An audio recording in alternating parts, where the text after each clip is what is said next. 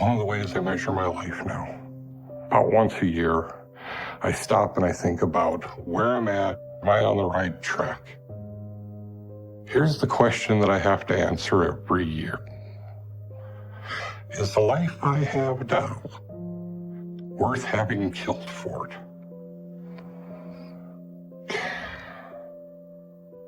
It's easy to look back and go, that was the wrong choice.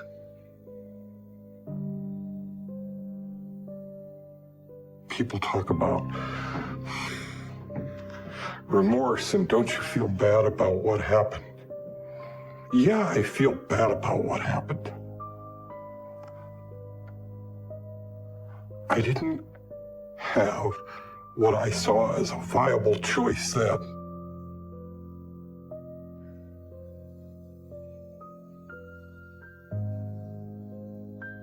I want people to realize that there is bad all around them. Pay attention to your world. Pay attention to the people around you. Evil lives everywhere. Pay attention. Every parent should be careful because you don't know the lesson you're teaching sometimes.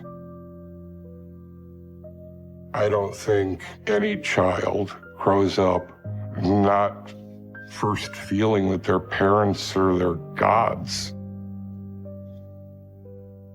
I was betrayed by the gods of my childhood. These people were supposed to bring me into the world, protect me, and raise me so that I could function in it.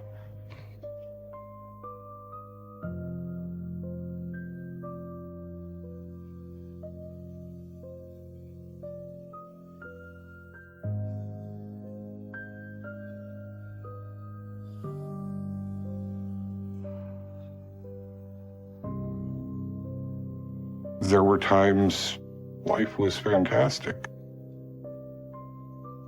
My father and I would take off and go camping. When it was just the two of us in that kind of setting, everything was great. It's probably about as close to happy as I can remember. Now you see this lure? This is one of my favorites. I've caught a lot of fish with this lure. But there was one time I said something that he took as being a, smart-mouthed answer. Get me that sleeping bag, all right? I'll get it when I'm done.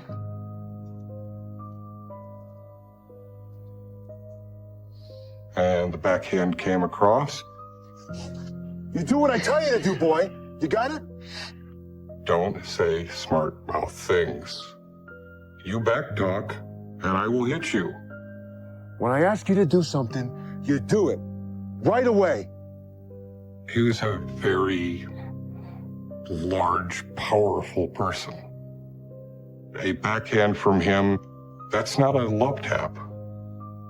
Not from him.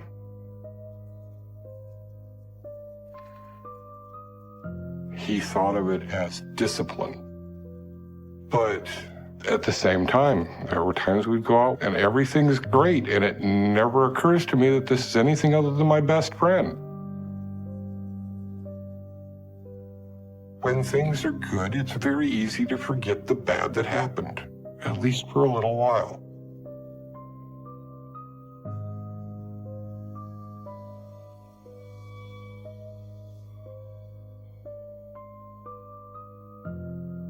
My brother was never expected to do anything. My father invested all of his effort in his number one son. I got all of the attention. But every year, the discipline becomes worse. And failure has constantly increasing costs.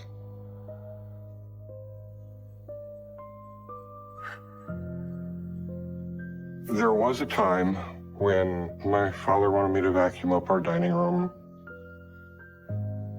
And somewhere along the line, I picked up a little screwdriver and I just put it in my pocket.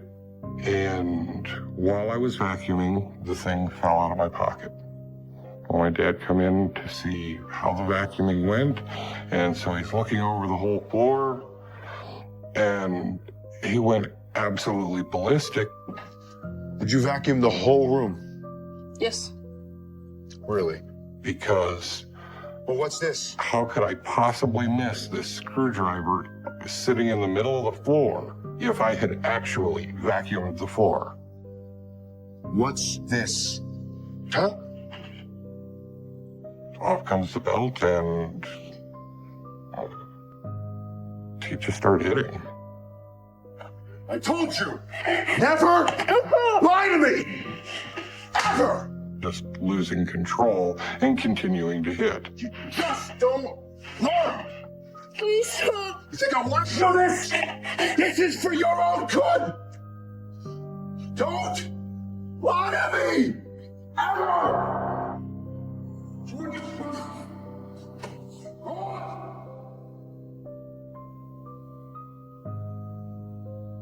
For my mother, typically, once that started, she would simply walk into another room and wait. It would be absolutely pointless for her to step in between, because the only thing that could happen at that point is her getting hit. It's for your own good!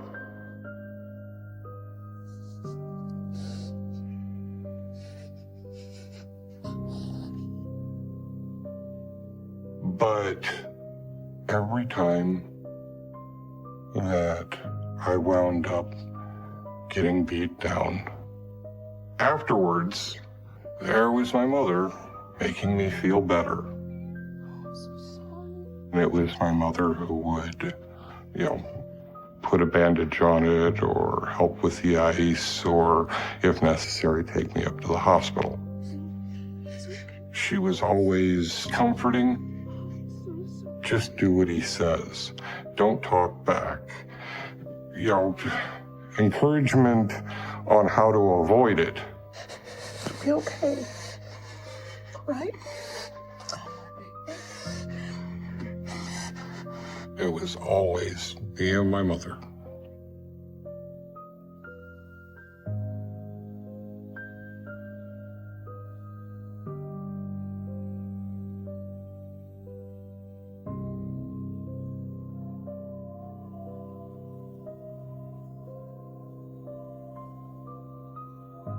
When I was in the 3rd grade, I failed a spelling report. And rather than show my dad this grade, which was kind of what the school required, you have to take the grades and get it signed off and bring it back, I changed the grade or I forged his signature, one of the two. Took it back to school. And shortly thereafter, the principal, of course, dutifully got a hold of my father and let him know what the problem was. He was so mad. Not only did I fail, but worse than anything, I covered it up and lied to him. And that absolutely required punishment. And it just kept going until I couldn't stand there anymore. He used me like a freaking piñata. All you really think about is just, please stop. Eventually, he just got out of breath and his arm got tired.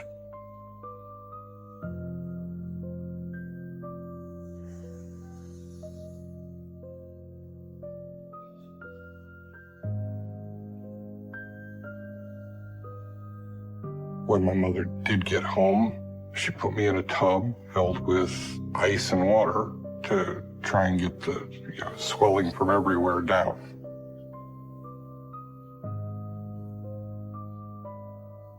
He has to be stopped. Wouldn't it just be better if he was dead? Think how happy we would be. It's okay. It's gonna be all right, okay?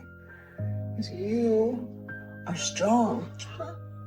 I'm sitting in the tub of ice, and I hurt, and I'm absolutely hating my father.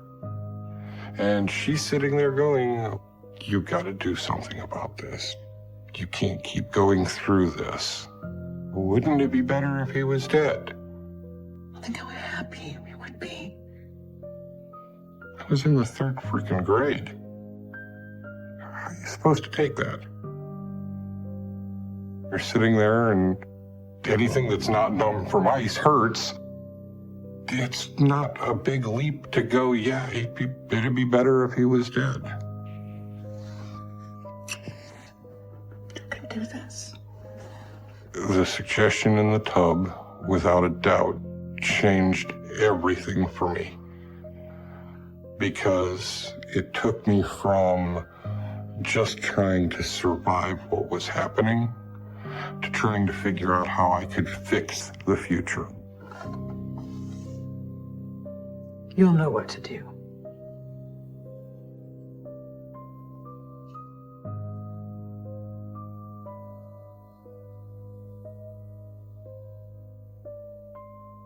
After the bathtub, we sit down and had a little chat. Eric, come here. Come. She asked the question, how can we stop him? And that's what solidifies in my mind that I'm the one that needs to do this. I'm the one that needs to come up with a solution. Have you thought of anything yet? How to get rid of him? I don't know. And so we went through multiple scenarios and options. She would ask, out of all the ways that you could possibly kill him, what do you think is the best way? Okay, what do you need to do that?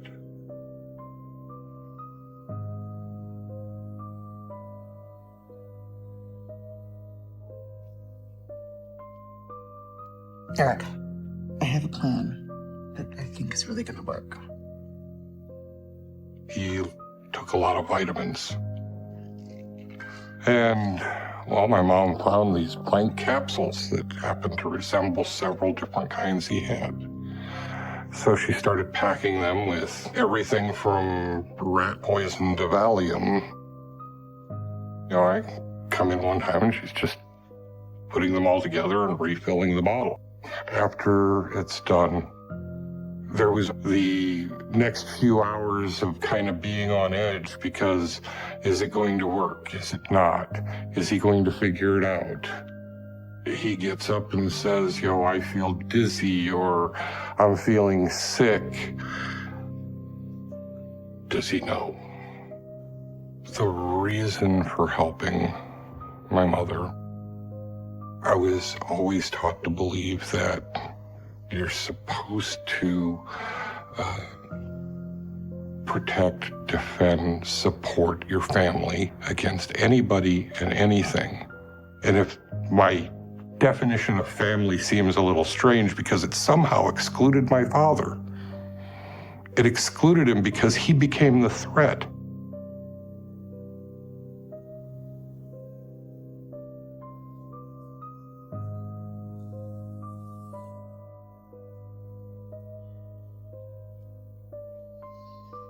There were so many times that I walked in and she was spiking something, from mashed potatoes to cans of tuna.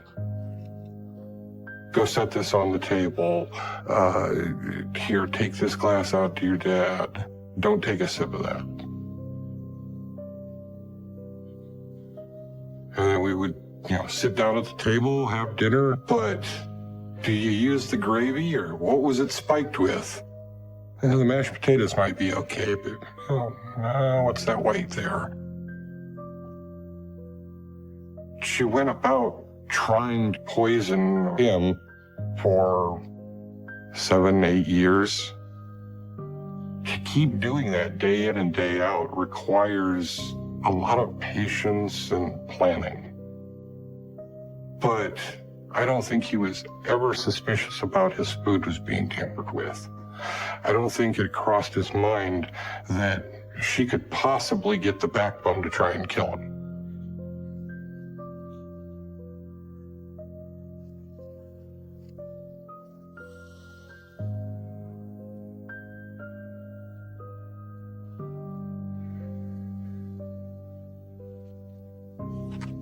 This just isn't working, Eric. just isn't doing it. Every poisoning that fails, there was always this push for me doing something directly and extreme. You have to find something to end this problem permanently. The poisoning was simply something so that she could say, see, I'm doing what I can. Why haven't you done what you're supposed to? Step up, Eric. When are you going to get the nerve to go shoot him? What's the problem? You have to do this. You have to do this now. No more stalling. Why don't you hide behind the door so that he doesn't see it coming?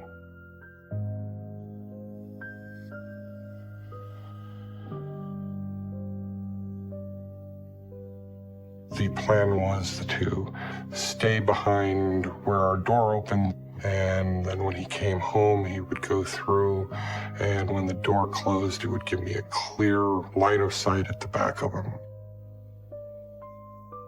Standing behind that door, I was absolutely terrified. He comes home, goes through the door. I couldn't move. This isn't going to work. Standing behind that door, I was absolutely terrified. He comes home, goes through the door. I freeze up. I can't do anything. He was so big and the gun was so small.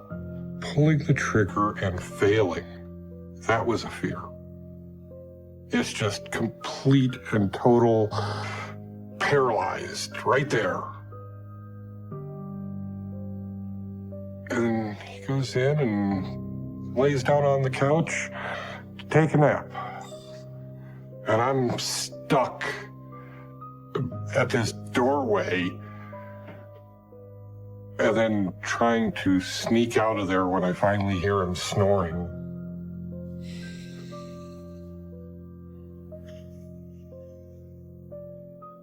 And I remember talking to my mom afterwards about that and her asking what happened and me trying to explain I just couldn't do it.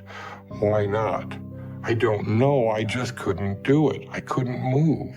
And she basically just talked me through calming down and reassured me that it'd be a better day tomorrow. We'll do this. We'll do it together.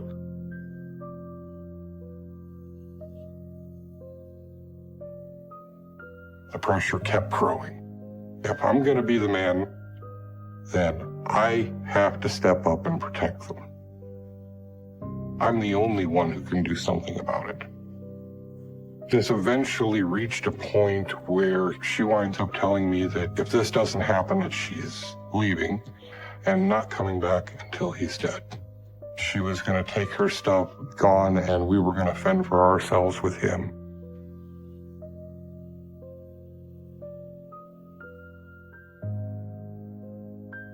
On the night he died, it finally comes down to she leaves.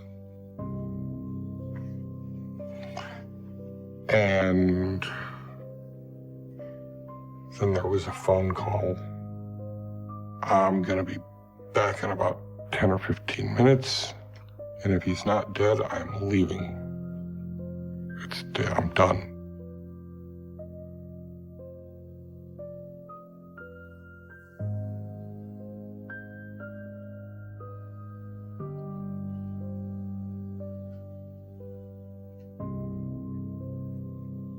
My father was asleep on a couch, and I was standing just a few feet back from his head. Part of me, I want to just raise the gun and pull the trigger and do this. And another part is I'm just having a real problem finding the ability to pull the trigger. Pulling that trigger is going to change everything. And then I see the light, and I know it's her car coming back. I knew beyond a shadow of a doubt at that point that if he's not dead by the time she walks through that door, I'm choosing to be with him forever. That's it.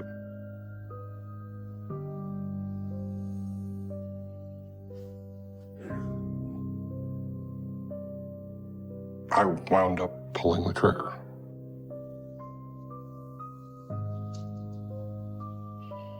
After I pulled the trigger, the door opened and my mom took the gun from me.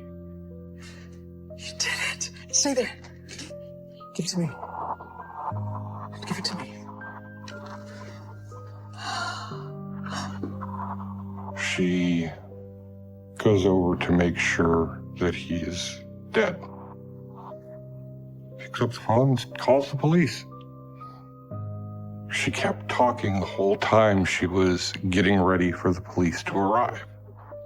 Say it. Have a story and stick to it. I found a gun. I tripped carrying it into him. It went off. We called the police. That was it.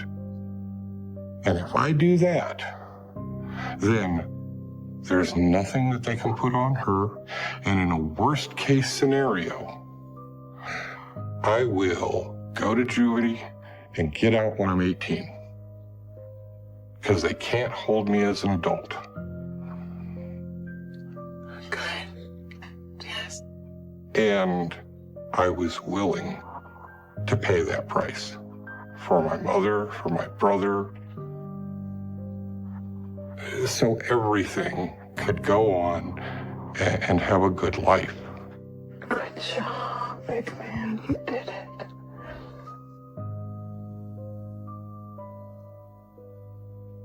The detective started questioning me.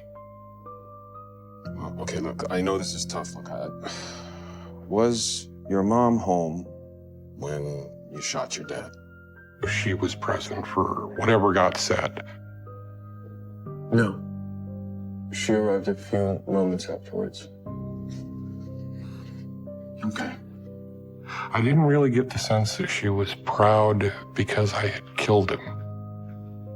But later on that evening, when the police finally had to say, it looks like this was an accident, then she was proud of me.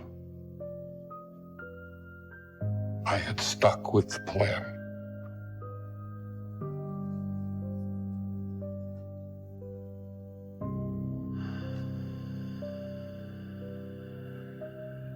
How I felt after that was just really numb and indifferent. It's just, that's over. There was no guilt to it. At that point, all I could really see was that what I needed to do had been done.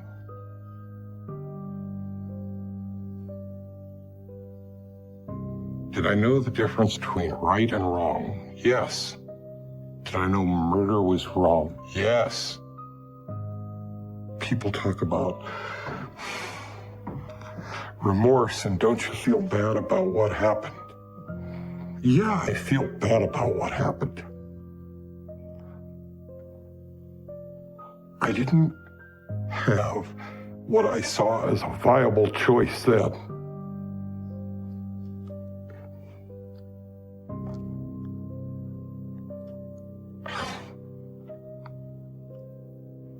I missed the good times I had with my dad.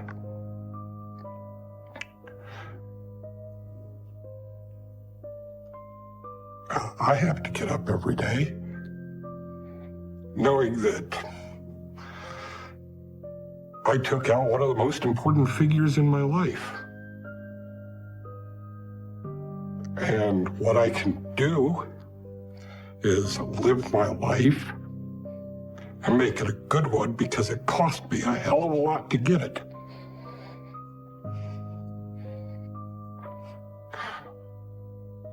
So let's talk about... Can we stop for just a minute? Sure. Yeah, definitely.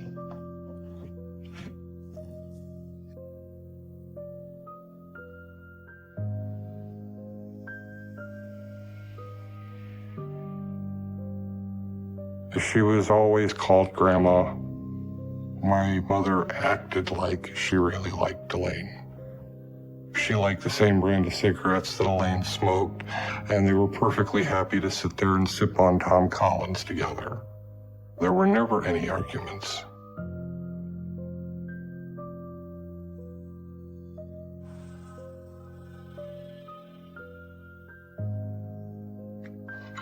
I remember seeing her adding something to a drink she was mixing. What's going on? Killing him should have been the turning point of we're going to have a bright and happy future after this. The problem is she couldn't settle into just having a nice life.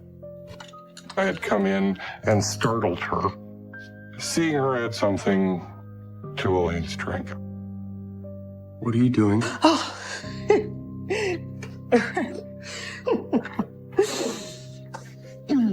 I don't even remember what reason she gave me why Elaine needed to die. Listen, Eric. Your father wasn't the only person in this world who deserves a little punishment. I didn't care what the reason was. There's just no reason that she could give that would make it okay. My father was an obvious, imminent, physical threat. Elaine could never have become a threat.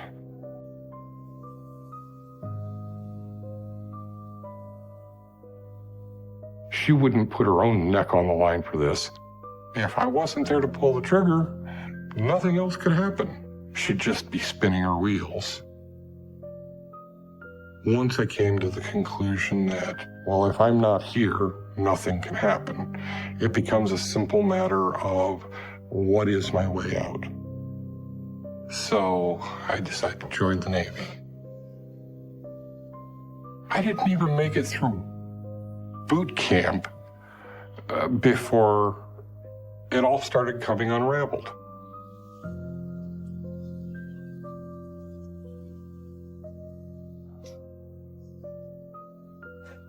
I wind up calling home.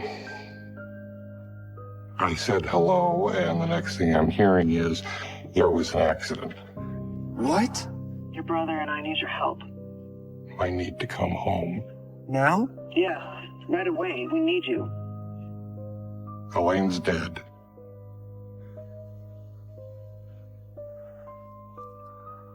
I tried to get away so that it couldn't happen.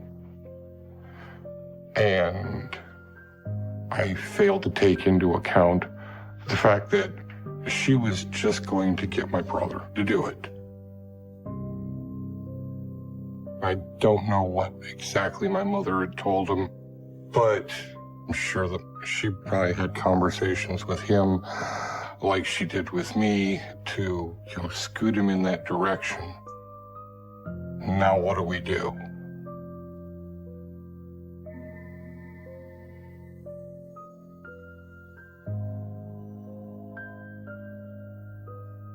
When I get out of boot camp and I finally do get home, me and my mother go downstairs and she shows me the freezer.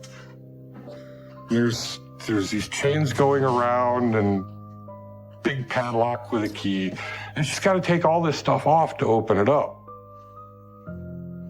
But she finally gets the thing open and there's a freezer full of garbage bags. 40 bags of grandma. Oh.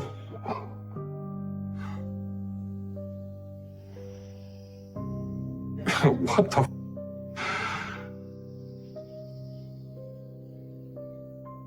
What the hell is wrong with you? What? This mess is your fault, Eric. She tried to throw back at me that the reason the situation had spiraled into this is because I wasn't there to do it. So my brother had to do it. Now, what was I going to do about it now? We're all in this together, Eric. So solve this problem. The only thing I could think to tell her was try and keep everything calm. make it look like Elaine is alive and well on a vacation somewhere or something. And don't do anything else to attract attention. I still don't have any idea what to do about the body. I don't care how you fix it, big man. Just fix it. All I wanted at that point was to just get away.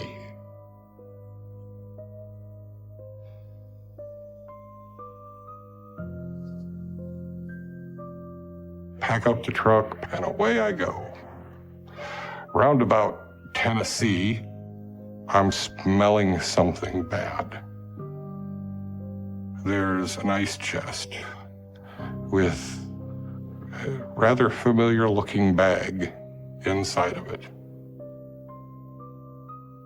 I'm carrying a body across the country. She put the chest in there. Not even any warning. It's just, surprise.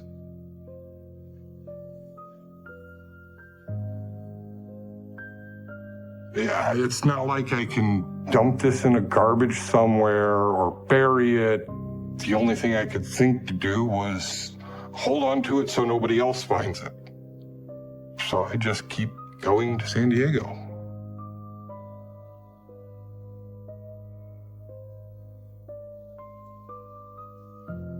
So I'm going down the highway, and all of a sudden I see lights come on, and this cop is pulling me over. And he starts going back to, take a look at everything, because that's what troopers do. They're going to look for something unusual. He starts to go on about what's in the chest. And now I have crossed the line. He's either going to kill me or I'm going to kill him. What am I supposed to do?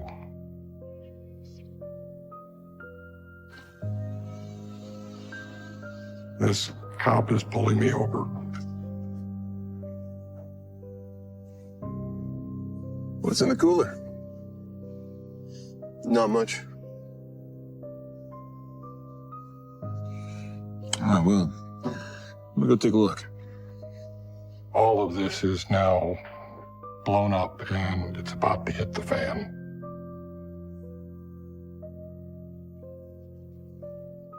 I am at that point more than willing to get rid of him and stop this from happening.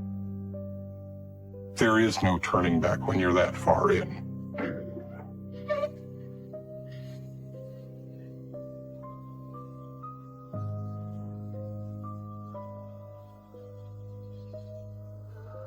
And a speeder comes by. That just blew the doors off of everything.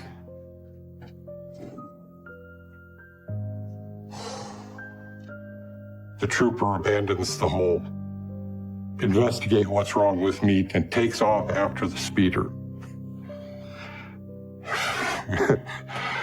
Great. This is good. I'm just going to get down the road before that trooper comes back.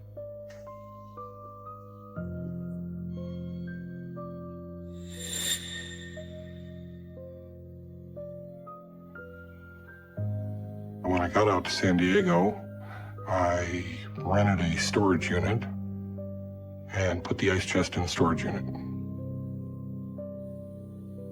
There was this period for a couple of weeks where there actually wasn't any contact with my mother. So I'd kind of thought that things were leveling out, it was getting safe. Then my mother shows up.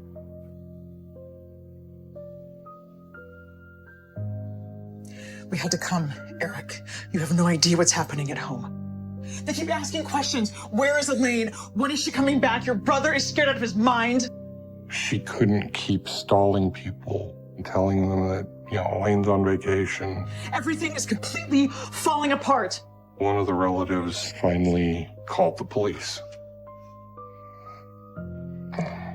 Well, it just so happens that they wound up getting in touch with the same detective who had investigated my father's death. And nothing ever sat well with him. He started digging into it. This is on you, Eric. You have to help us. If we go down, you go down. Okay. At that point, I was ready to abandon the Navy and run like hell. Now, Eric, we're leaving now. Go.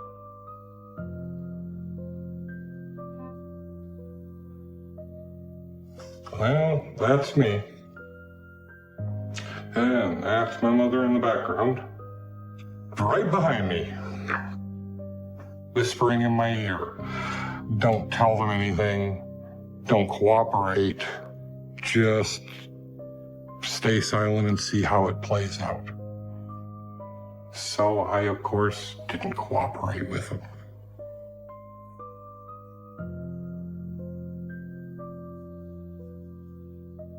We got split up almost immediately. My brother started talking probably within an hour of being arrested. But I can't really blame him for it. I mean, he was a 15-year-old kid looking at going to prison for more than half of his life.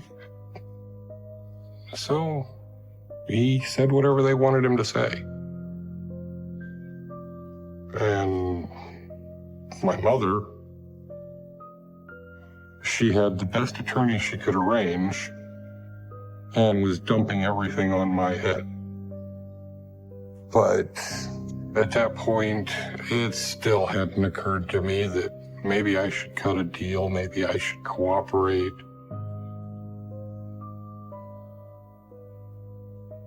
When I was a child, I promised that I would see this through. I promised that I would be the one to take the fall. And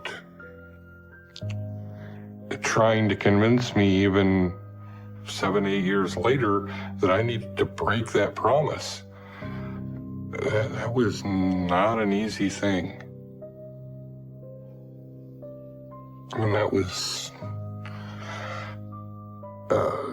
probably one of the hardest choices I ever made.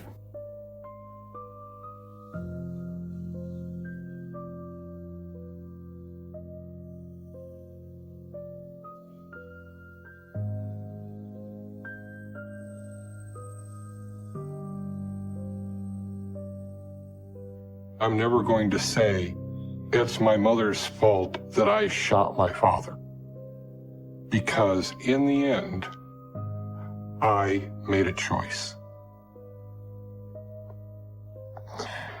She has to deal with the choices that she made. She's the one that had the grudge. She's the one that wanted them dead. There she is. That would be my mother. I haven't seen a picture of her in 20 years. She looks like she's getting old now. And they're gonna look at those eyes and go, it's just a sad old lady. That is not a sad old lady, that's a scheme waiting to happen. The body may be getting old. The hate goes on.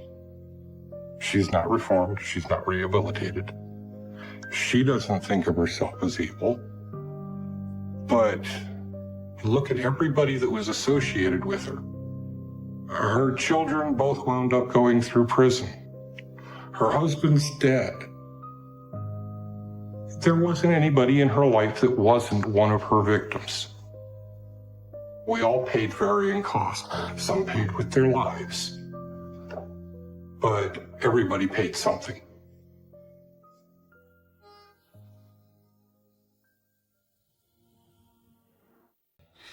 I had to live in the shadows. It's hard for me to talk about my mother to people that aren't direct family. That I wasn't supposed to talk about family and the family business to other people. And my mother always taught me that we're far from weak, that we're blancos, and that we fear nobody.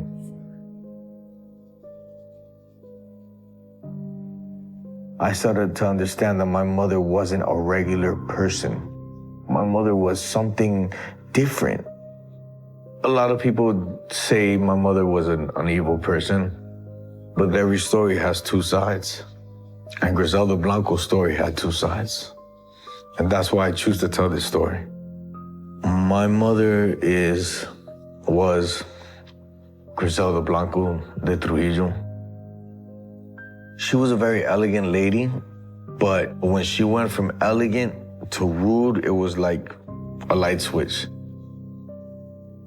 My father's name is Rubén Darío Sepúlveda.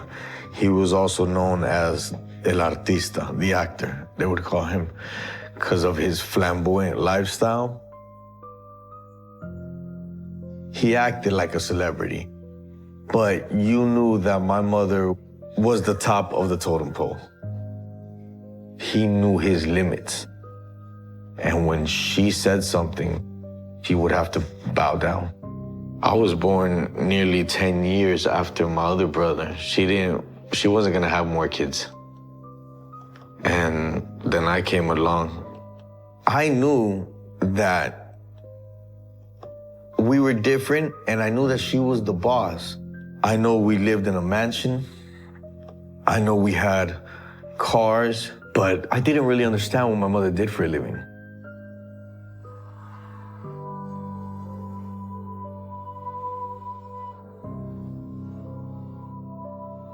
They used to call her the chameleon because she knew how to put on costumes.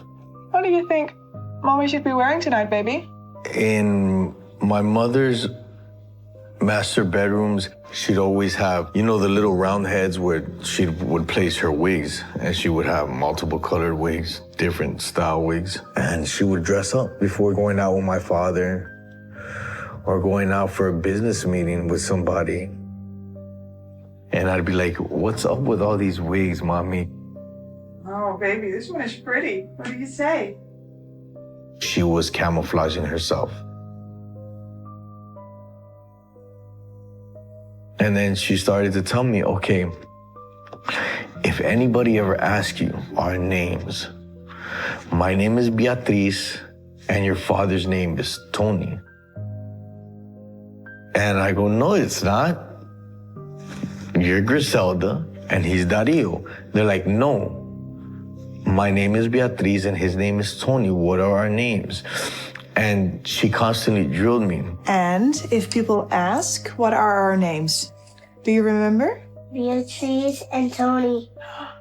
Good job. And I got it engraved in my head. So much that my neighbors would ask my father's name and I'd be like, it's Tony and Beatriz. I thought my mother was some type of celebrity. I looked at her as an actress. I didn't know. I thought my mom was just having a good time wearing these different color wigs and different clothes and her different glasses.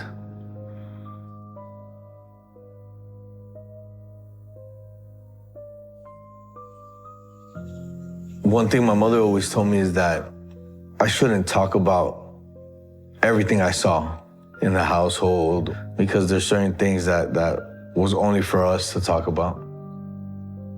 For example, I remember one time she had this huge walk-in closet. I used to love playing in this closet. And I remember one day going into the closet and she had blocks of money on the shelf above her furs.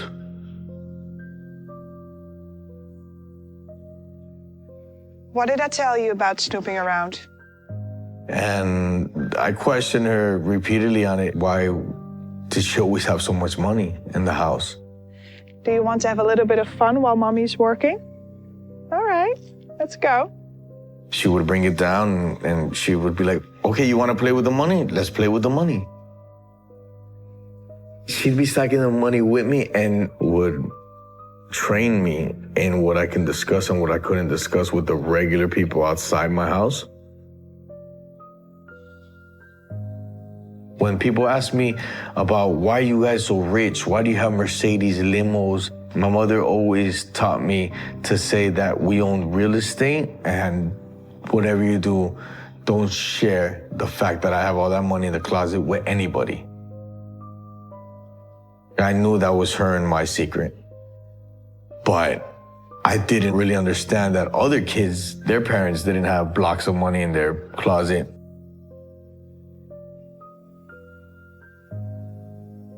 I said it before, but he still owes me now. I lived a very solitary life. I don't really have memories of me playing with too many kids. I wasn't allowed to go to school.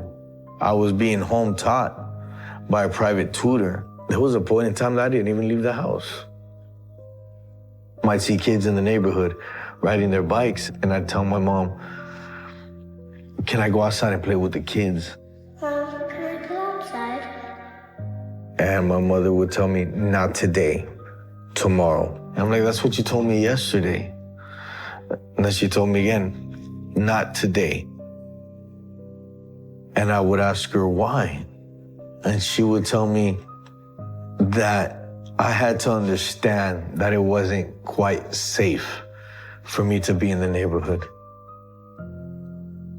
And I'd be stuck in my house for days. To have my brothers around, all three of my brothers, to me, that was like the best thing in my life. My siblings were my best friends. But most of the time, I'd find myself wandering around the house. So it was one of those times that she just happened to leave her little purse on the table in the dining room. And I ran in there, and I'm like, nosy little kid, let me see what she has in this purse. I remember opening her purse and seeing the gun. She always had this little chrome 38 in there. I wondered why she had a weapon. And I remember her coming into the room and seeing me look through the purse. What are you doing? She screamed at me and she told me, don't do that again. You don't touch that ever. She starts telling me the reason why I have to have this gun is because you know the big ring that mommy has? The big diamond ring. A lot of people want to take that ring from me. So I have to carry this in order to, protect us from the thieves. But just in case, mommy keeps that in her purse. You understand? I understood that she had things that were worth a lot of money. So it made sense to me completely. We're so filthy rich that people want to hurt us.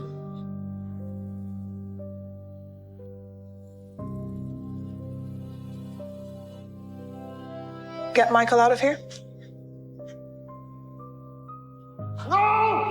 I was escorted to the room on the side, and then a couple minutes later is when I started hearing the screams. Oh, no! Stop! I started realizing when I was younger that we were a different type of family. There was always an entourage of men. And I started to see more weapons. To me, it was, they're protecting us because we're so rich. But when you have people living in your house at a 24-hour basis, they're no longer bodyguards. They're like my family. They'd be close to us while we ate. So dinner was a real big deal in my house. How is everyone doing? And I remember one day, here comes a certain individual that wasn't accustomed to sitting with the family. Hey, my friends. So he comes armed to the table. And my mother flipped out.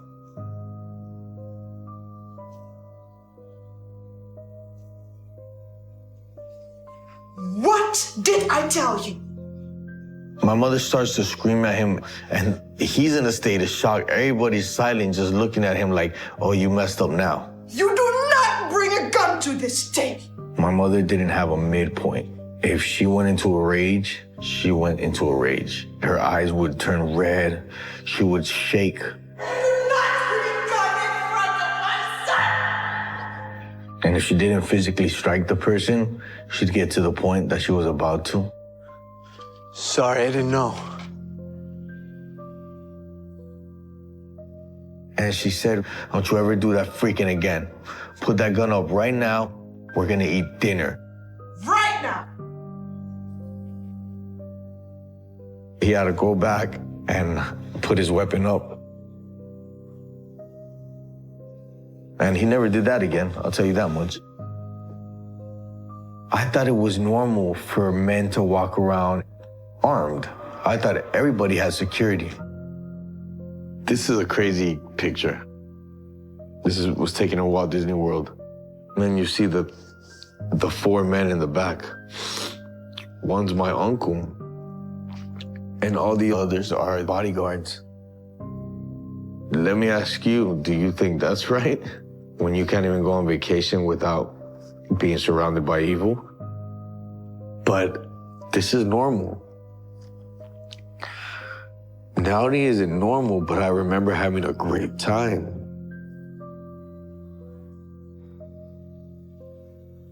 I became attached to a lot of the bodyguards that were around us a lot because remember, I was a kid. I had no friends. So when one would disappear, it would affect me.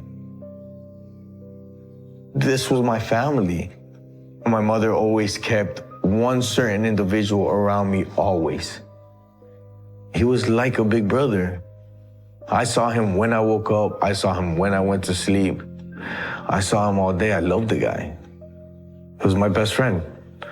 And then one day he wasn't there. So I get up and I'm like, where's Mario? Mario? Mario? Mario usually comes, shakes me out of bed to go eat breakfast. Mario? Nobody answers. And then I hear my mom's voice. Michael, honey. Where's Mario? Mario had to leave, you know? And I'm like, what do you mean? Like, yeah, Mario went to college. When people disappear, they go to college. She would tell me, Michael, sometimes they have to go back to school to learn better.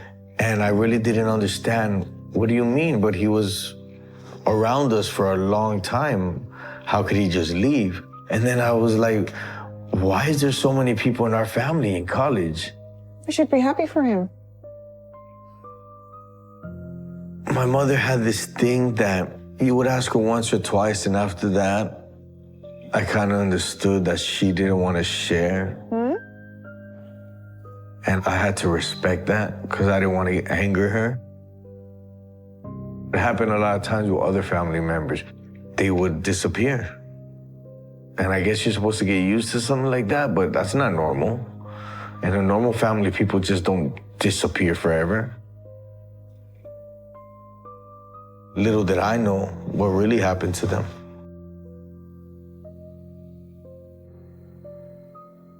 We were on a family vacation and we were staying at a hotel at the beach. And some of my mom's bodyguards bring in this individual. You could tell that he was forced to be there. And the man sees my mother and he turns pale. He turns white. And then he looks at her and tells her, you fat son of a, screaming at my mother, I'm gonna see you in hell. You can go to hell. And my mother tells him, yeah, I'll see you in hell. But when you get there, you tell him Blanco sent you. Get Michael out of here right now. No. No! No! And I was escorted to the room on the side, and then a couple minutes later is when I started hearing the screams. No! No! I had never heard a man scream like that. I had never heard anything scream like that before in my life. After a while, my mother walks into the room. Are you okay, Michael? And I told her, why was that man screaming? And she tried to tell me, don't worry about that. Pretend you never heard that before. Good boy. But I understood that that man wasn't screaming anymore. Things kind of changed right then and there. I started to understand that my mother wasn't a regular person. My mother was something different. I never feared her, but I understood that she was to be feared.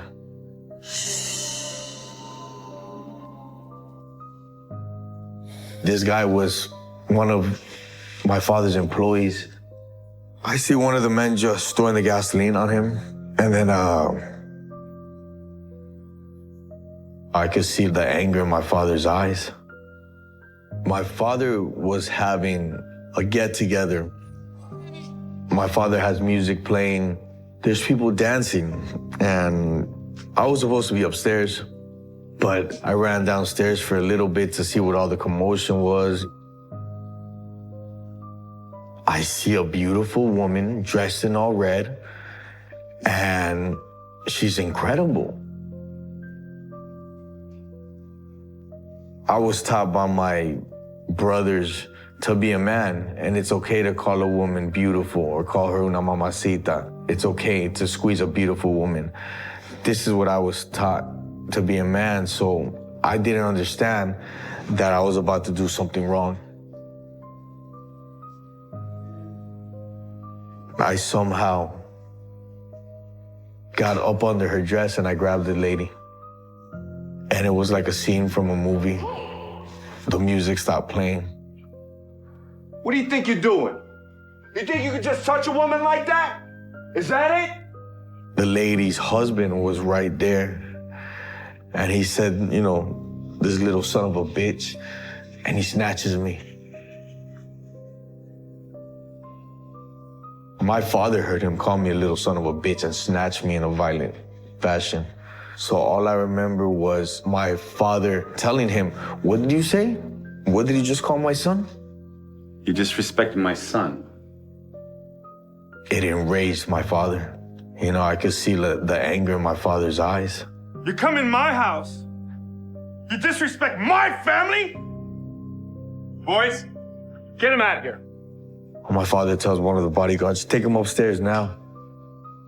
As I'm going up the stairs, I see them dragging him out. As one of the men is putting me in my room, I hear the gunshots. I ran downstairs. I see one of the men just throwing the gasoline on him.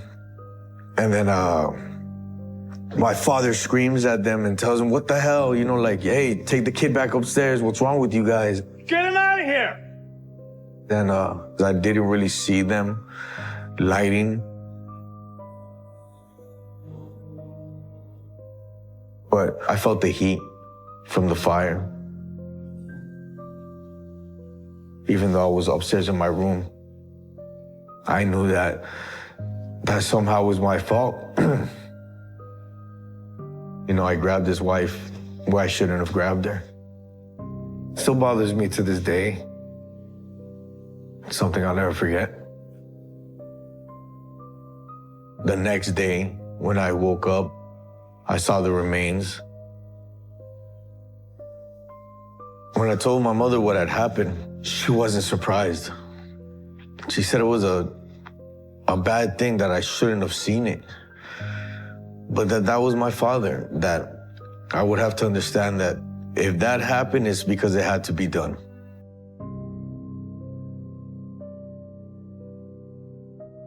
I remember one night waking up to my mother and my father arguing.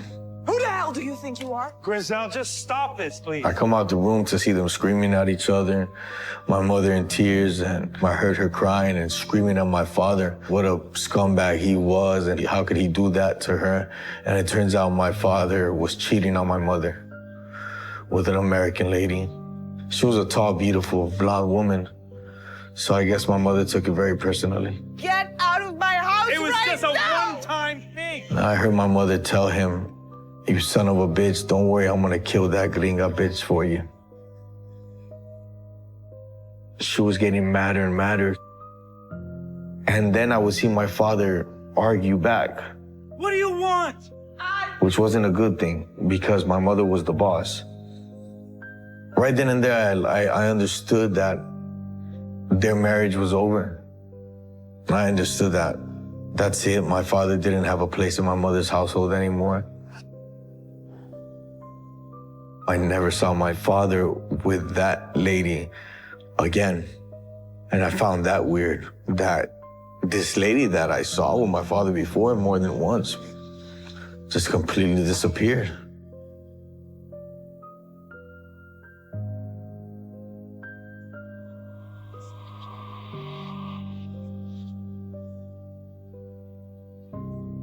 My father left, and then I saw my father a couple more times on visiting day. My father would come pick me up and take me out and then bring me back. And one day, my father came to pick me up, told my mom we were gonna go to the mall. And instead of going to the mall, we headed straight to the airport and we boarded a plane. And next thing I know, I was in Colombia. I started asking my father questions, and I'm like, Papi, where's mommy? What are we doing here? And my father just telling me, no, don't worry. It's just a little trip. It's just a little vacation. You'll see your mommy again, but you're gonna spend a couple of days with me. I didn't understand that he had basically kidnapped me.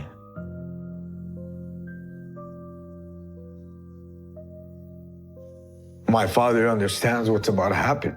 So my father starts to run. And all I hear is that canyon. Boom, boom, boom, boom. No! My father had taken me out the country without my mother's permission. He had kidnapped me, basically. And as we're heading towards the town, these police officers, they tell us to pull over.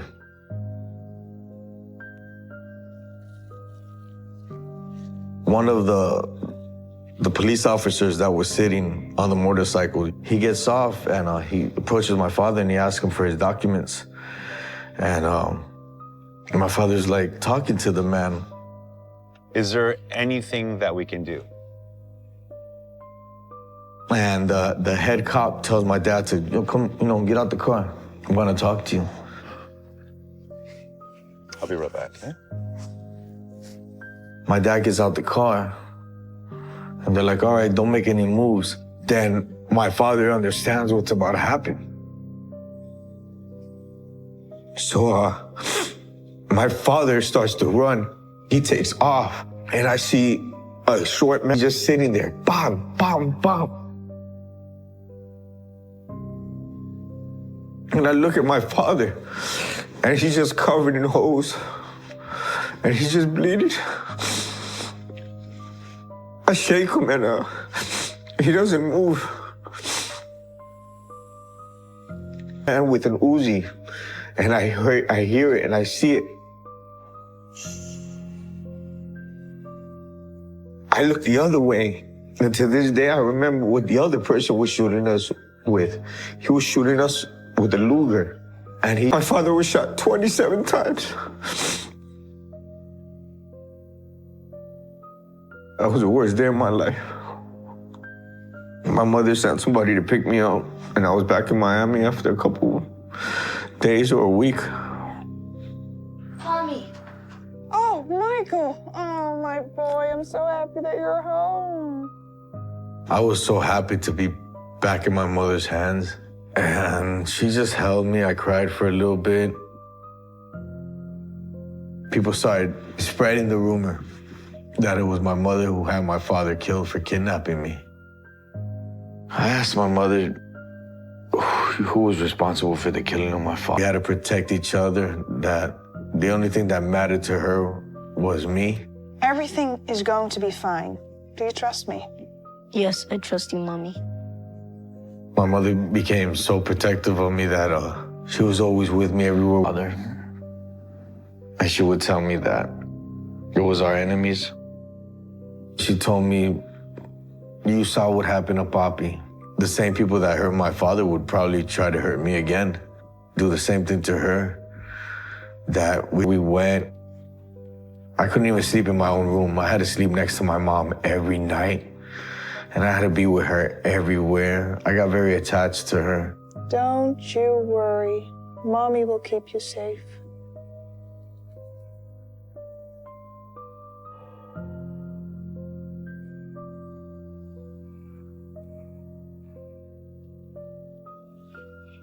Are you all packed? Yeah. My mother told me that we were in a state of emergency, that we couldn't be in one house too long because the bad man that killed my father might try to come kill us. Time ago.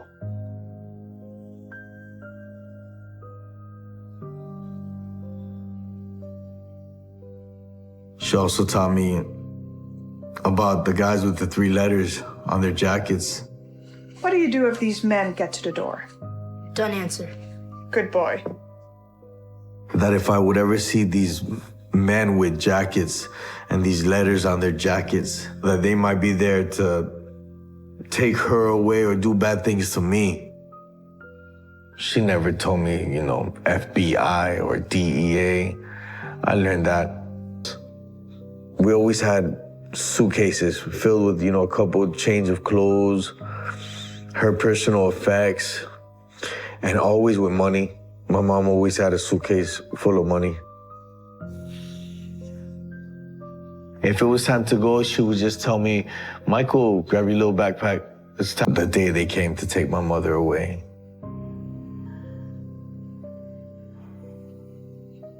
I see these gentlemen get out the car. And what are they? They're gentlemen with blue jackets and letters on their back and on their front. And my mother had already warned me about these gentlemen. I'm thinking they're here to kidnap me or they're here to hurt me like they hurt us in Colombia. I didn't know what was happening. You know, there's hundreds of people here in my house. What are they doing in my house? They're ransacking my kitchen. They were searching for stuff I didn't know at the time. They walked me up. The living room is flooded with people. And they're just tearing up the walls, the couches. There was such a commotion that... So I run in to hug my mother and I tell her, why are you crying? And she's like, I don't know what these men are here for, Michael. Stairs. And my mother was sitting there next to the Bible. And she was crying. It's in my gun. I have told you before, it isn't mine. What do you need? Before that day, I can't recall seeing my mother cry.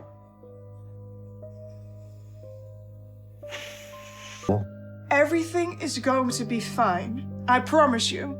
I remember they had her 38, and she kept on telling me, these men say that's my gun, but that's not my gun, Michael. I don't know whose gun that is. I promise you, I'm going.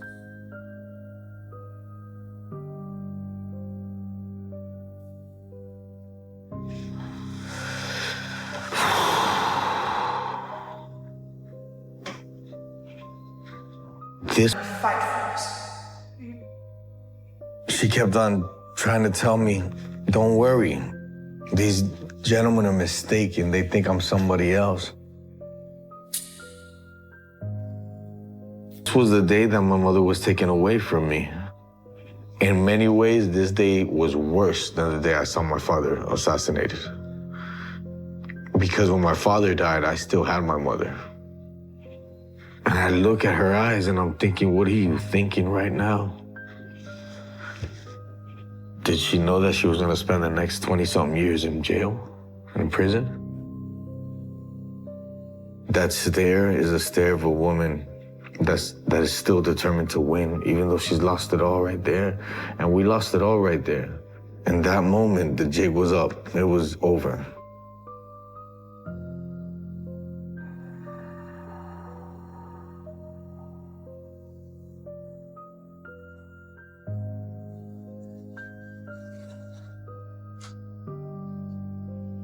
One of my cousins starts to tell me. Do you really not know who your mother is? What do you mean? He goes, you know, your mother's la madrina. Your mother is the queen of cocaine. Do you not really know who your mother is? I know she's a very important person. My older cousin is babysitting me, and he tells me, your mother is the queen of cocaine. She's in charge of all this. Your mother's the Black Widow. My father's boss, and my mother's boss, and everybody's boss. And I go, boss of what? Michael, open your eyes. And that's when he tells me, he goes, your mother, she's the boss of bosses to all the Colombians. Can't believe you didn't know that. It was like in the movies when your whole life flashes in front of your face and, you know, all the take rewinds and then it fast forward. Everything started to make sense. Those guys with the guns, my bodyguards, they were really bodyguards and hitmen. But it was in the Blanco family. I realized that I was just like Michael Corleone in the movie. Except there was no godfather in my movie, there was a godmother, and it was my mother. The different houses were really safe houses. The violent situations, it was just like in The Godfather. It was...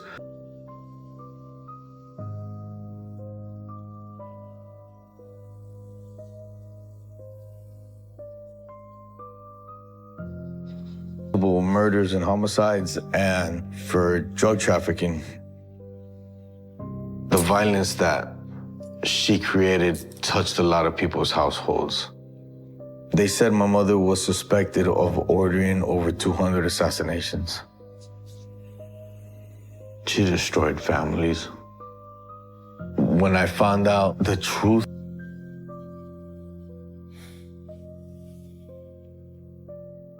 originally my mother was accused of multiple. It hurt me to know that she destroyed other people's life and family. 'Cause I didn't know that, Griselda. I knew my mommy.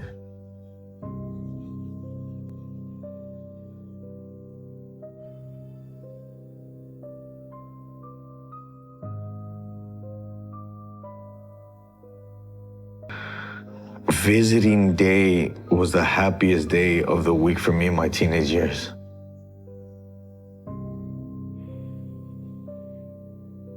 During my mother's incarceration, we'd constantly tell each other that, you know, she'd be home soon.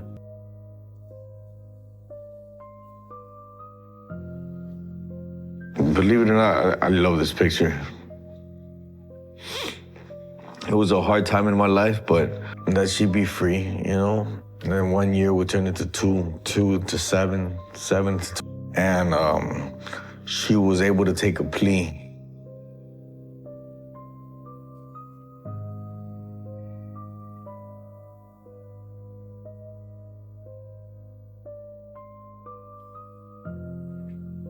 Something years.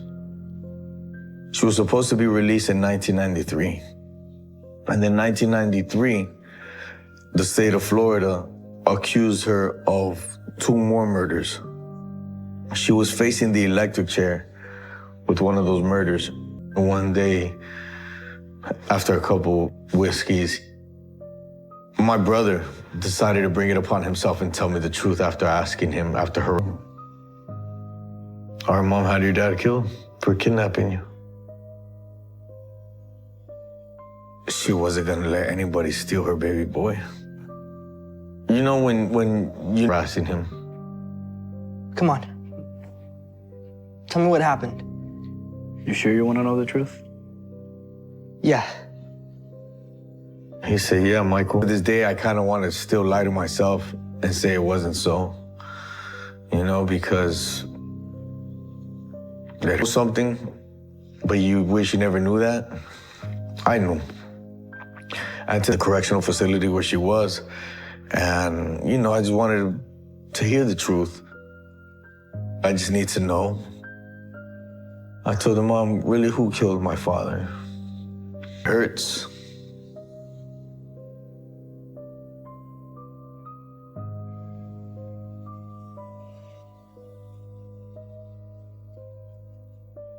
I went to visit my mother. Was it you? And she told me, no, Papa, you know who it was. It was our enemies. She never admitted it to me. Not once. But when I looked into her eyes, I knew. I saw a scared lady that didn't want to tell her child the truth. So I didn't want to touch the subject again. I didn't want to hear it come out her mouth.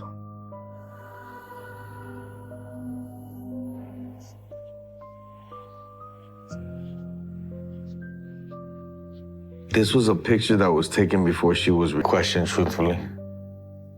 If she would have told me the truth, I think it might have set a seed of hatred towards her. At least I see a person that is confused because she doesn't.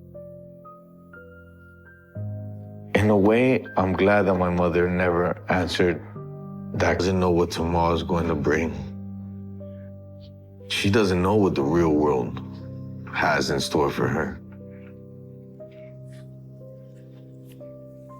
And that's what happened. I got a phone call from a family friend, and he told me in fear that her being sent back to her native country was in a way signing her death warrant. Upon her release, my mother was deported to Colombia. I maintained a constant relationship with my mother. We would speak and Skype every day, 3, 4, 5 times a day. But I was always in. She was at a local carniceria, which is a butcher shop. 2 individuals pulled up on a motorcycle. One got out, shot her twice in the head with a sword. And I guess that's what happened in my mother's story.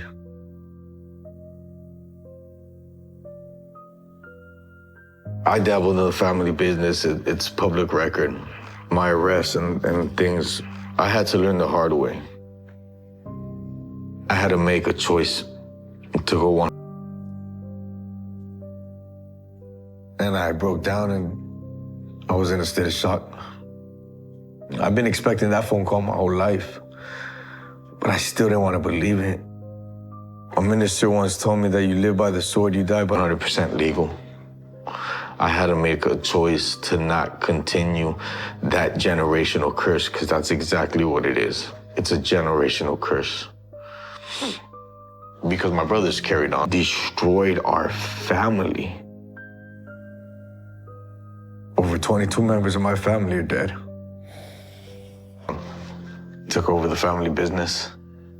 This cocaine lifestyle has our best friends. I'm one of the last males in my family. I'm the last Blanco brother. My father, my brothers, my cousins, my aunts, my uncles. It's not worth it. Not all the money in the world's gonna bring me. Even for the death of my father, I forgive her. Because no matter what, my mother was somebody that loved me. Somebody that loved me more than anybody. My mother once told me that we all have a choice to make. They chose to live that life. Bring back my family. Do you forgive your mother? Yeah, I forgive her. I forgive my mother for everything. You know that she killed your father? Even for that. I choose to break all generational curses. In Jesus' name, amen.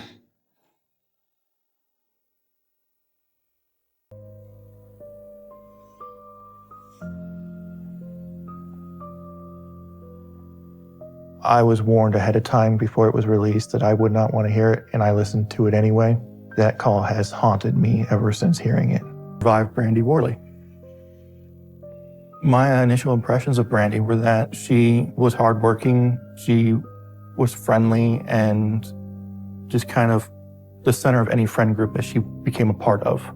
This was my initial opinion, but it changed over time. Montgomery County 911, where's your emergency? I stabbed myself and my 2 children. You stabbed yourself and your 2 children? Mm-hmm. Okay, and what's your name? Brandy Worley.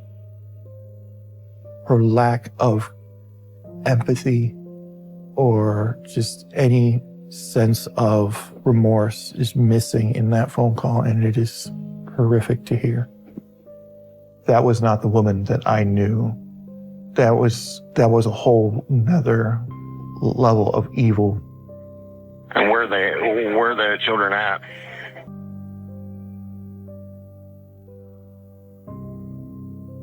Was Brandy's world and we were all just living in it. When you have someone who you love and trust, who abuses that love and trust to control your every aspect of your life, it's something everyone needs to speak up about. I learned the most dangerous time with an abuser is when you try to leave that abuser, because you never know what they're going to do when they lose that control over your life. I feel anxious because I feel like everybody around me knows what happened. Oh, that's the guy that served time. It is very difficult to talk about Brandy. I normally try not to use her name.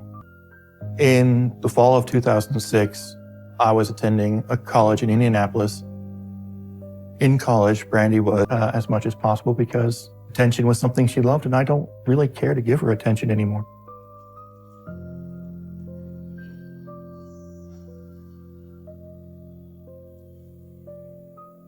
It's Brandy, but apparently she took notice of me.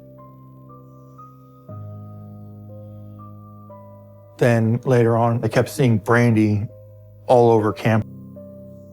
If the entire world was a book or a story, for Brandy, she, without hesitation, said that she was the main character.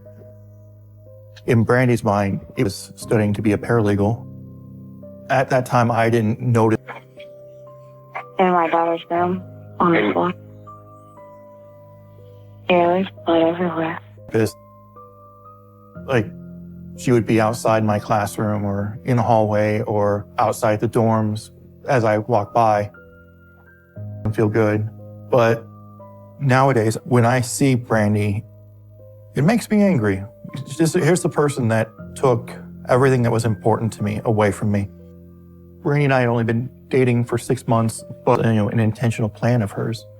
This is a photograph of Brandy and I in college. This is the version of Brandy that I fell in love with. This was the fun, bubbly, energetic Brandy that was who I thought I was going to spend my life with. I started to fall in love with Brandy because she was such a people pleaser.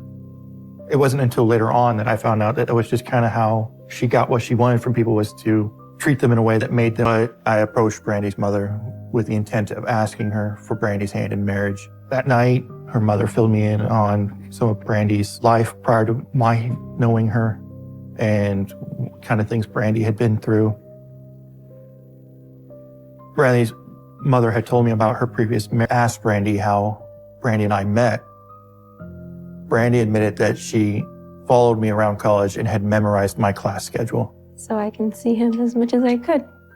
Brandy spoke about it as if this was a completely normal thing for a person to do. I was taken slightly aback because I did not realize these were planned encounters. I thought this was just random chance. But I very much believe it was like the beginning of a form of manipulation.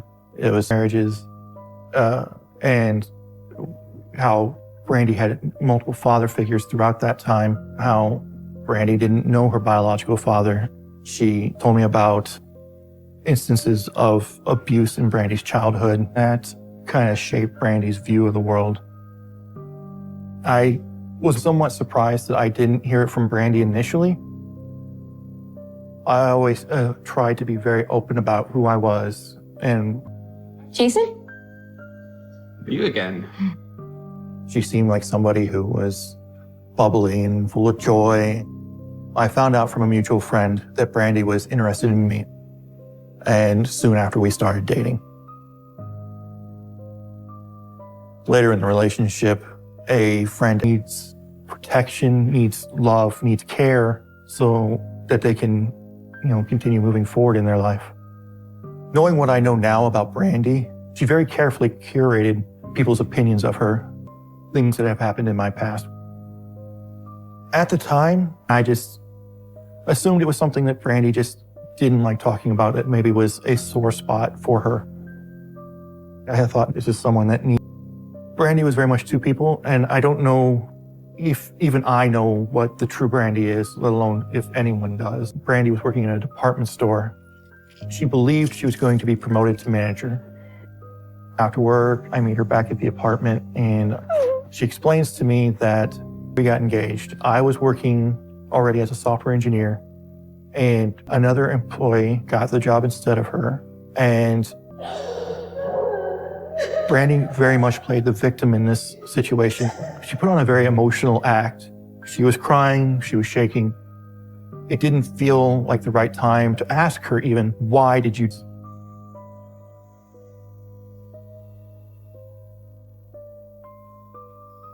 Shortly after we do this, this is not proper behavior to be yelling at a fellow employee and your manager. I went into crisis management mode of, okay, it's okay. Distracted from the reality of the situation. Brandy is very calculating until her plans don't work as she expected them to. At that point, she's just raging against the world.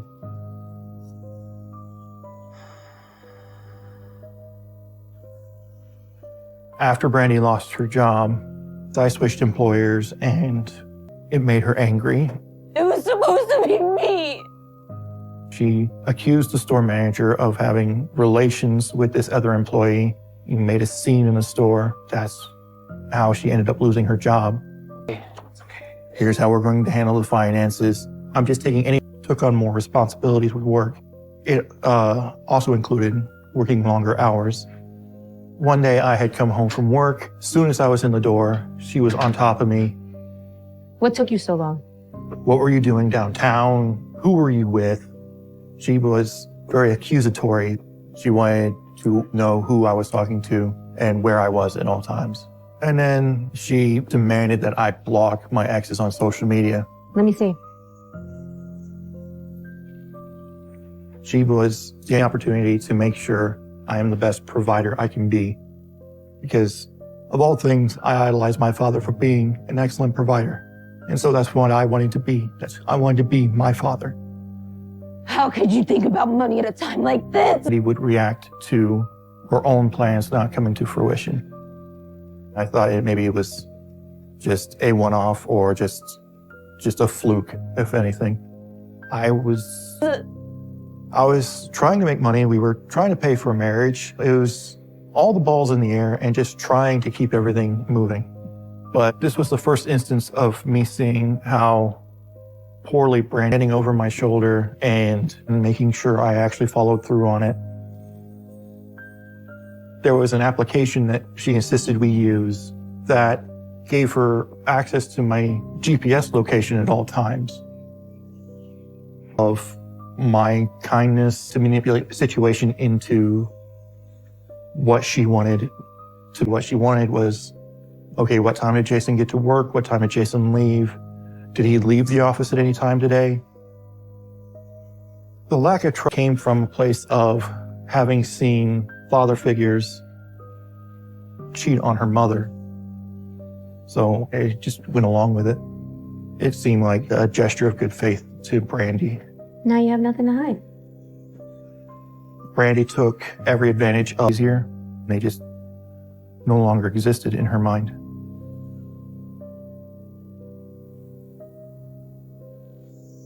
We were getting was not right away because we were both working on our careers. Maybe we take the temperature after the wedding, right? She was unusually silent. Sound good? Meet her own personal goals. For Brandy, people were almost dispensable.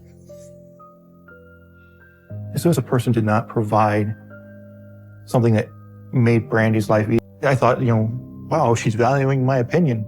I didn't know that she was asking for a very specific reason. Closer to the actual wedding. Did you think more about it? We had a discussion about when we actually wanted to start having children. And for me, the answer would feel that I was responsible for situations that I had no control over. She's like, well, I haven't been taking it because you didn't pick it up for me. I was taken slightly aback. I had never picked it up for her. It was always something else made me feel actually sorry for Brandy. It made me wonder what experience made her see the worst in people. I believe this, even though just a week prior, I was like, let's wait a couple years. I was still ecstatic. I'm going to be a father. This is amazing. This must be meant to be because, I thought she was still on birth control at the time, so it's things she had done. I wouldn't have even known where she was getting it from. You haven't been taking your birth control? Steve! Not accept you leaving. Not too late to call it here. Why would you say? Celebrate this moment, and she was bringing like a very negative outlook to it. At the time, I kind of accepted Brandy's claim that I could have been picking up the birth control for her. Brandy, we're having a baby. And then she's like, if you think at any point in the future you're going to want to leave me, do it now. Because once the child's born, I will. It was very jarring because here I was wanting to. It wouldn't be long until Brandy really leaned more heavily into this kind of behavior and become even more controlling than she already was. 1 in a million chance or whatever. This isn't my fault. She framed it as my fault. She was very good at manipulating my guilt and making me.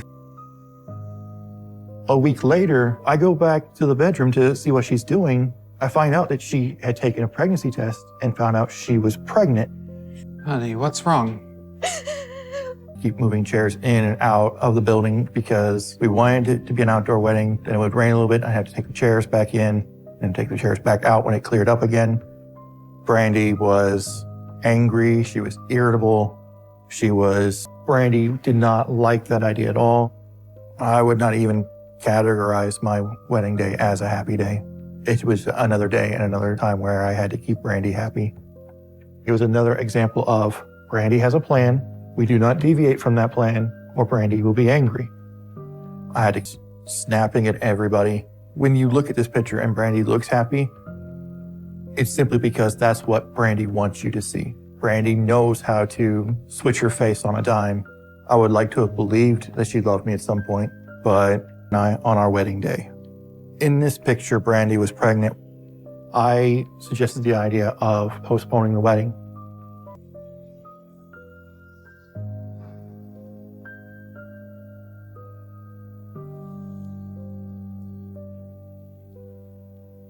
This is a photograph of Brandy, 2 pounds, 12 ounces. And he's receiving assistance to breathe. He's being very hectic and unsure time. Brandy's health was in a critical state when she arrived at the emergency room, and they were telling me that they would only be able to save one of them. Being kept in an incubator because he's not maintaining his body temperature yet. I would just sit there and just read to him, just to make sure he knew I was there. While Tyler was in the NICU, I spent a lot of time. I thought I was either going to say goodbye to my wife or goodbye to my son that day. Tyler is too, in light of everything she's done. I don't know. And I don't know if I'll ever know.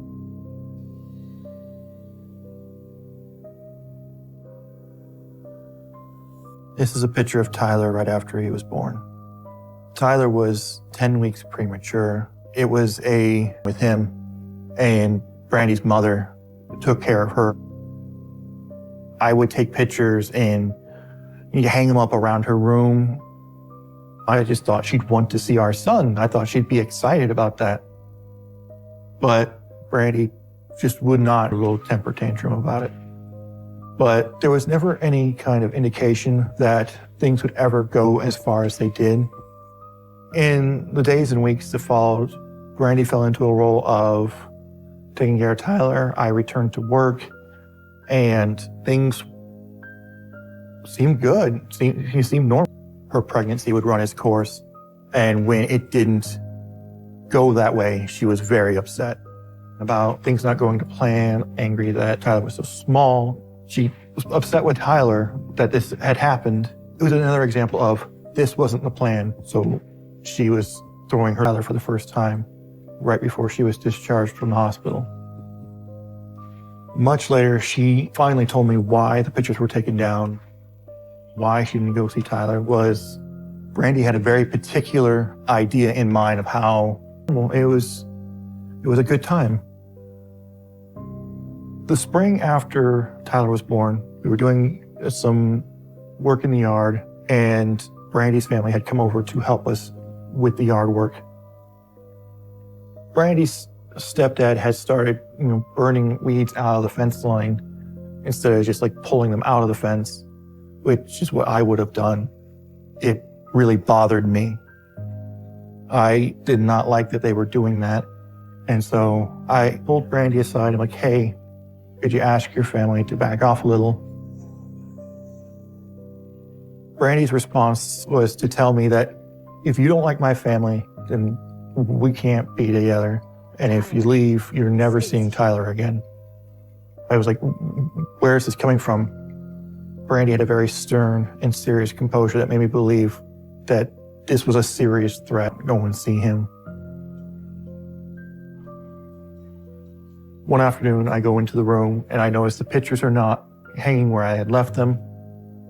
It wasn't until later that I found out when I wasn't in the room, Brandy was asking her mother to take the pictures down because she didn't want to see them. She did eventually come around and go see Tyler. She's going to kick me out of my son's life over this, and it was really upsetting. Tyler was all important to me. Smile. Tyler was a force. He just would blow through a room and fill everyone with joy. It was just amazing how wonderful he made people feel when he was in their presence. He could walk into a room with 20 strangers and walk out with 20 new best friends.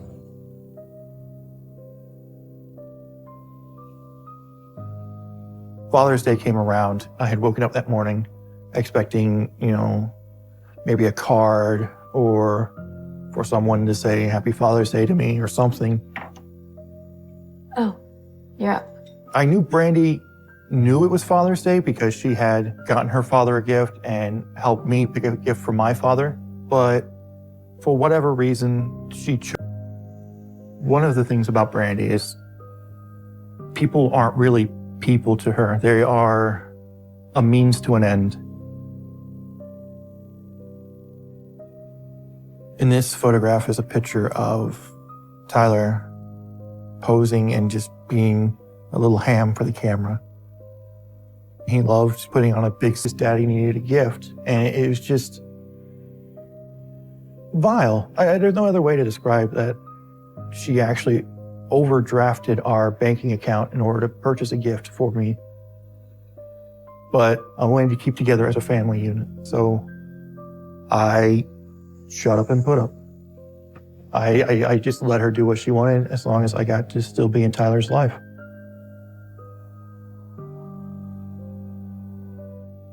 Being with Brandy was very isolating. She would go out of her way to drive a wedge between me and anybody else that I knew. Things like lying to my parents and telling them that I had to work on those, not to do anything for me. It wasn't like I wanted or needed much. Like I would have been ecstatic just to have her trace Tyler's hand onto a piece of paper. I would have hung it in my cube and been just the happiest father ever. And Brandy didn't even wish me a happy Father's Day. I eventually tell Brandy that it's upsetting me. Can I talk to you? She turned it around and made it about her after Brandy's family left. I took a moment with Tyler and I just held him in my arms. I held him and I wept. This became almost a go-to for her when she wanted to win an argument. Do this or you're never seeing your son again. Oh, he wants a gift, I'll give him a gift in the most toxic way possible. Tyler, come on. We have to get your dad a gift. So Brandy had told Tyler that we're going to have to eat less because we don't have the money for food right now on the weekend, so we couldn't go and visit them. If I were to ask to go out for beers with coworkers after work, she would lay a guilt trip on me saying, well, if you don't want to see your family tonight, I guess you can go. With all this isolation, it made it difficult for me to get perspective on the situation, to have someone tell me, hey, what she's doing isn't right. No longer had my antidepressants anymore. Now, part of me does wonder if it were she gets angry that I'm upset and tells me that if I feel so unappreciated, then I should just leave. but if I leave, I'll never see my son again. Say goodbye to Tyler on the way out. It was her instant win the argument button that she used repeatedly throughout the relationship. Brandy decided, okay, well, going off the medication. So I just would bring us closer. But Brandy was very adamant that I should get off the medication because she felt that the medication, not, I'm doing well, so I don't need the medication. She just refused to understand that. She very much used guilt to convince me that I should at least try. What was more about keeping me off kilter so she can further control when and what I did. I still believed that at that point, the fact that she was willing to do what she did proves to me that I'm wrong, and I never actually knew Brandy. She was also a very opinionated little girl. If you gave her the wrong shoes, she would let you know in no uncertainty. I did not realize Brandy was manipulating me. I had been on medication for my mental health since high school. In high school, I did make an attempt on my life, and it was a moment that I shared with her that I thought $30 a month we were spending on it was hurting us financially. She saw me as doing just fine. I apparently didn't need the medication, but I'm doing well because of the medication. Tyler and Charlie were inseparable in terms. For all her stubbornness, she was still a joyful and loving child. I was very happily wrapped around her little finger.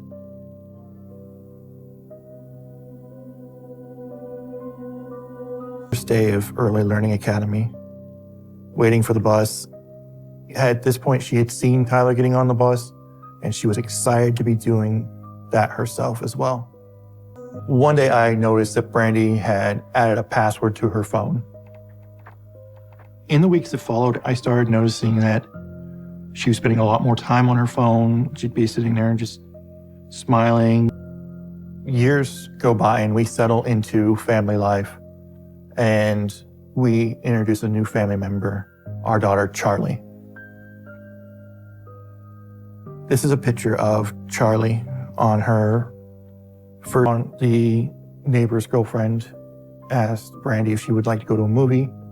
So the two of them go off to a movie, and the neighbor and I take the three kids back to my house so the children can all play together, because she now had two children to threaten to take away from me. So I didn't want to cause a problem later on. Texting and just her general behavior with her phone had changed. It piqued my curiosity. What's going on here? One day, as she got into the shower, I was able to get it stating, "I'm covered in frosting. Would you like to come lick it off?" Well, Brandy wasn't looking. During this time, I am still able to watch Brandy's. I installed software that allowed me to view the messages that she was sending and receiving. I didn't confront Brandy at that point. Text messages. The entire time that the neighbor and I are sitting in the living room across from each other. And at that point, I'm just doing my best to contain myself. This is probably the angriest I've ever been with Brandy. Later, it was the first time it ever got that far. I felt extremely betrayed. We are sending each other illicit messages via text. And Brandy immediately starts denying it. The neighbor is kind of just like shocked expression. She had continuously accused me of cheating, but in reality, she was the one that cheated. Get out. Well, after the neighbors leave, I told Brandy that I intended to take the. I showed Brandy the text, the evidence. Her initial reaction was, well, so I tell her, so you're not texting each other? And she, no, we're not texting each other. So I show her the text messages. Went to her phone before the screen had locked. She was texting the neighbor. She had sent him a message, children, and leave that night with them. My intent was to load the children in the car and just like head off to a hotel or to my mother's or just away from Brandy. She believed I was a danger to myself and to the children, to have the authorities come and take the children from me. I believed that as time went on, it became very evident that Brandy wasn't willing to change. I realized it was better for them to have two happy parents that were separate than two parents that were together and miserable. Informs me that she is going to tell the authorities about my suicide attempt in high school and say that I was behaving in a manner that she, with Brandy's education as a paralegal in the legal system, she would know how to convince the authorities.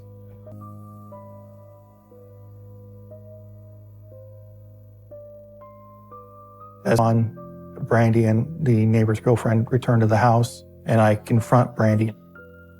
I tell them, "So you love each other, huh?" And in reality, I should have cut her off a lot sooner. If I no longer found her attractive, I'm just tired of 20 questions, and I just tell her that I'm divorcing her. So while Brandy was initially very shocked, her demeanor changed. She accepted that this was because of her.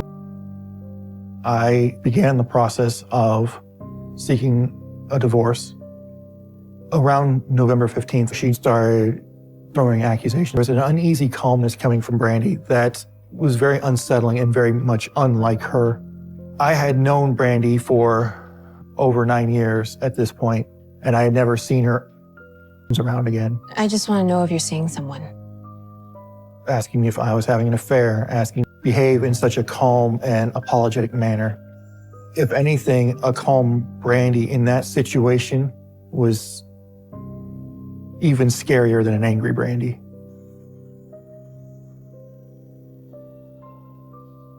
Mistake. She was acknowledging the affair and apologizing for it. I'm just sorry it happened this way. It was not something that I expected from her, that I was a danger to myself and to the children. And in that moment, I knew she won. I just backed down at that point. We stayed in separate rooms after that. I kept assuming that, Brandy was going to be a better person at some point in our relationship. I put a movie on for them. We all gathered together on the couch and wrestled with the children, had a little tickle fight. And I asked her about the pipe cleaners, and she said they didn't have any, which, okay, weird, but at this point, I don't care what she's doing anymore. My priority was the children and spending time with them. And then I get the children ready for bed. I let them pick out books to read. Because that was one of the things I did, is I read to them every single night. Good night, I love you, and I'll see you in the morning. On Wednesday, November 16th, 2016, things were unusually normal. We sit down and eat dinner as a family. At some point, Brandy said that she had to purchase pipe cleaners for Tyler's art project. She left to go to the store to go get them. After dinner, the children wanted to watch a movie, so same words I said to them every night. I went downstairs to the spare bedroom and set up a place to sleep. And it was really a gift to have such a wonderful night with my children in light of what happens next.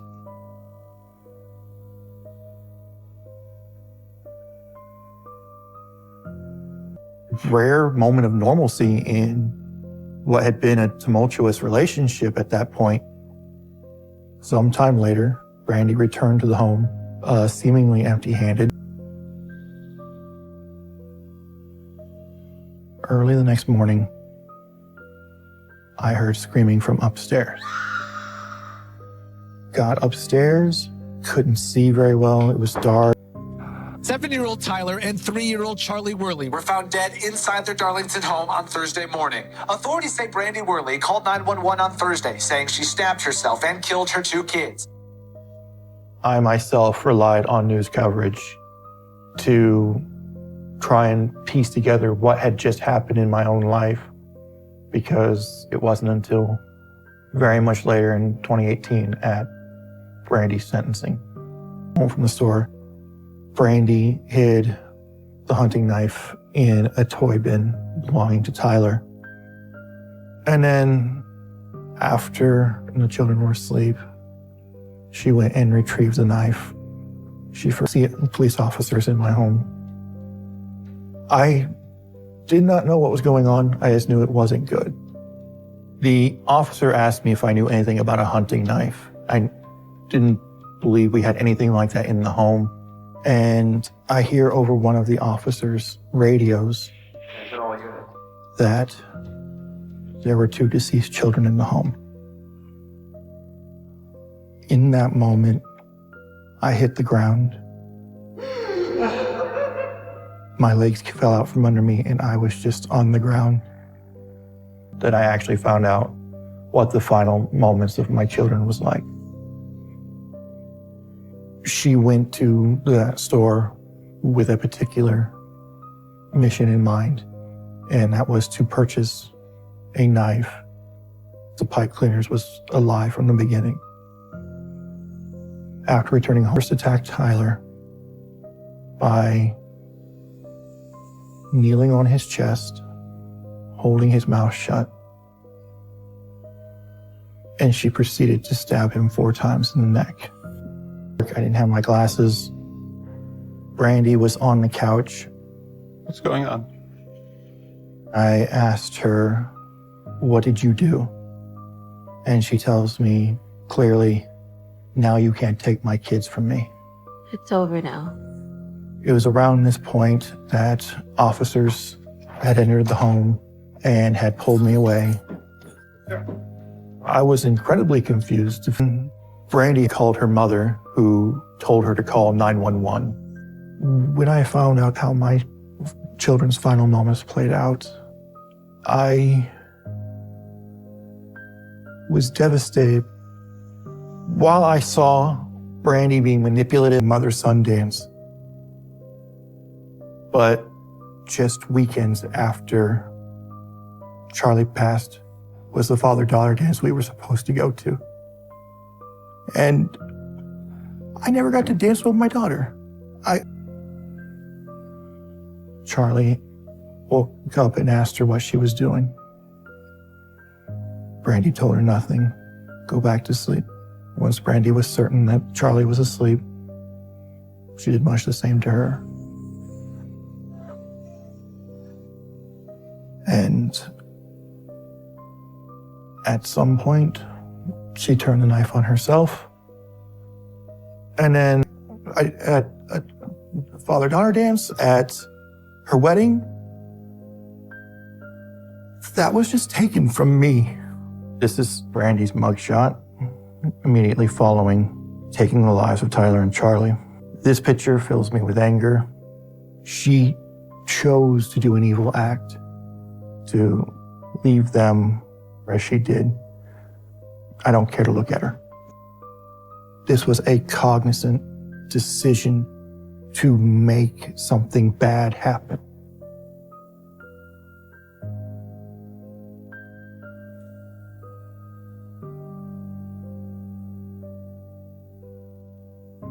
I do struggle, but I am determined that if my children are looking down at me from somewhere, that they see a man that they can be proud of. After this happened, the community as a whole reached out to me and was very supportive. At some point, one of Tyler's teachers came up and told me something I didn't know about Tyler.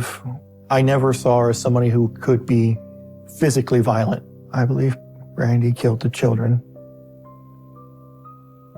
because she wanted to destroy me. She wanted to drive me to relapse, to take my own life. She wanted to make my life as hard as possible. Ultimately, Brandy failed. One of the things that makes me furious was Brandy and Tyler got to go to a willingly proud of my son. You want to do it by yourself? You want me? With me? Okay. Okay, let's go. I hold every memory of my children very dear. Go on, buddy. To me, they're always with me wherever I go. As long as I keep remembering them. I'm like, absolutely. And we double up the sandwich and just give him more food. The teacher informed me the other half of the story was Tyler was going to school, and at lunchtime he would eat like the chips or just something, just a little bit of it. And I keep saying Tyler and Charlie's names. I keep some small part of them alive with me. I was giving the rest away to children who were not getting enough to eat. It was in that moment that Tyler taught me more about what it means to be a man that cares about your community than I ever could have taught him. And I was just overwhelmed. He had asked us if he could carry his lunch to school. And we're like, of course, anything you want, buddy. He carries his lunch to school for a week, and he comes back to us and says, can I have more?